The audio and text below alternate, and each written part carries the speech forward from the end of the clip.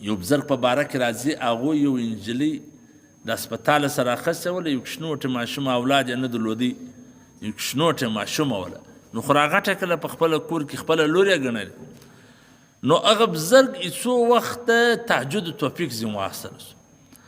ده دا خپل غټ شیخ له ورلی چې ډېر وخت کېږي دا تهجد ته نه څه ناپورته کېدلی، دا ته وا څه کیسه؟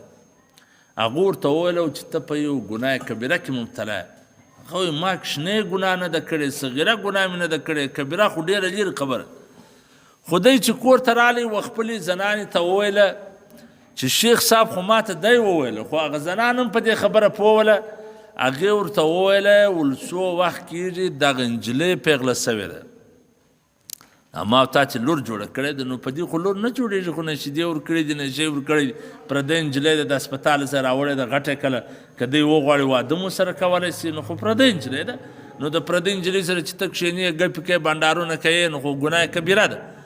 نو شیخ ته وویل څو وخت کېږي دغه نجلۍ پیغله سوې ده، ځوانه سوله، نو د دې سره اوس زموږ ناسته ولاړه دا ستا مجلسونه ګپې شریعت کې دا ګناه کبیره ده، ته په ده اخته سوی. اوس ګوره په دغه وجه الله جل جلاله د ده څه د تهجد توفیق واست. هغه خو ډېر فکرمند سو چې دا تهجد توفیق ولې راسه واست. یعنې داسې بزرګان وایي چې خالي د یوې ورځې د بدنظرۍ د وجې څه زما څه د پلاني عبادت توفیق واستل، د پلاني عبادت توفیق راسه واستله سو.